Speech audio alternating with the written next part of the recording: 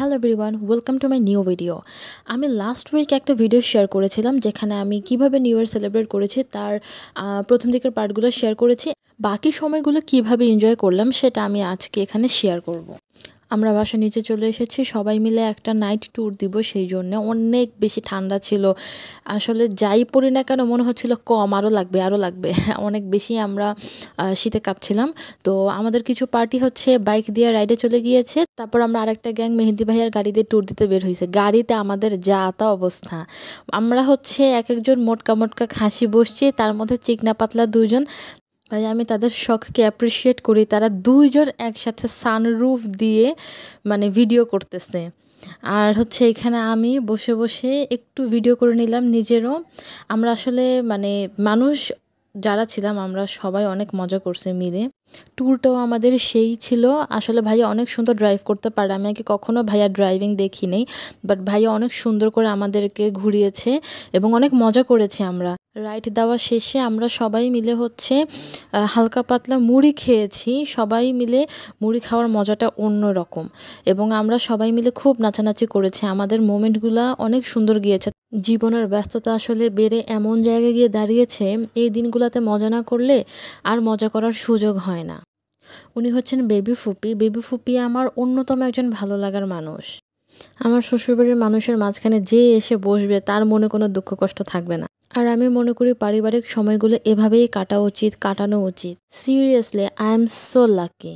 এখানে তানিয়া ফুপি মুড়ি মেখে নিয়ে বসে, তখন আনুমানিক রাত 3টা বাজে। সবাই রাত 10:30 11টার দিকে খাওয়া দাওয়া করেছিল, তারপরে কেউই আর কিছু খায়নি। তো মোটামুটি সবারই ক্ষুধা লেগে গিয়েছে, এই জন্য সবার জন্য একদম বড় সিনি বা বোলের মধ্যে করে মুড়ি মেখেছে। তারপর নিচে দাদি আছে, দাদিও জাগনা, সবাই মিলে মজা করেছি, দাদিও ছিল আমাদের সাথে।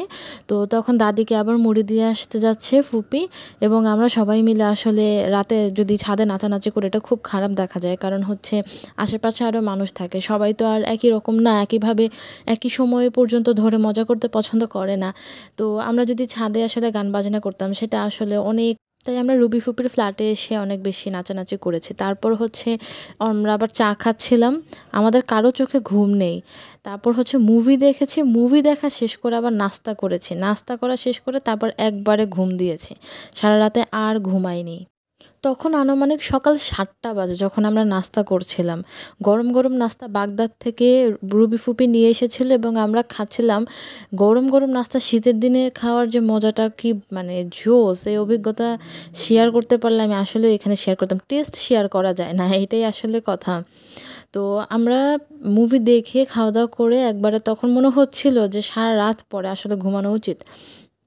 আমরাই শুধু জেগেছিলাম, আমি আর কাকুলি আপুই জেগেছিলাম, বাকি সবাই ঘুম।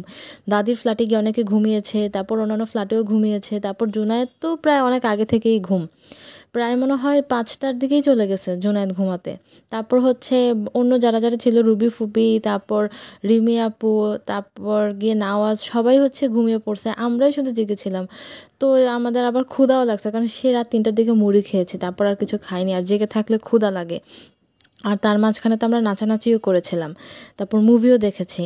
তো তারপর হচ্ছে আমরা ঘুমিয়ে গিয়েছিলাম, আমি ঘুমিয়ে তারপর ঘুম থেকে উঠে তারপর হচ্ছে রওনা দিয়েছি ফুপির বাসা থেকে আমাদের বাসায়। আর সারা রাত জাগনা থাকার পরে যখন মজা করেছি তখন খুবই ভালো লাগছিল। মজা মাস্তি যখন শেষ তারপর টায়ার্ডনেসটা ফিল করতে পারছিলাম। তো আমি যাই হোক নাস্তা করার পরে ঘুমিয়েছিলাম, ঘুম থেকে উঠে তারপর 12:30টায় আমি আমার বাসার জন্য রওনা দিয়েছি। আর তারপর হচ্ছে বাসায় গিয়ে টুকটাক একটা নুডলস ছিল, আম্মু কুক করেছিল, তারপর খেয়েছি। তো আপনাদের কাছে যদি আমার ভিডিও ভালো লাগে সাথে থাকবেন, লাইক করবেন, কমেন্ট করবেন, শেয়ার করবেন। আল্লাহ।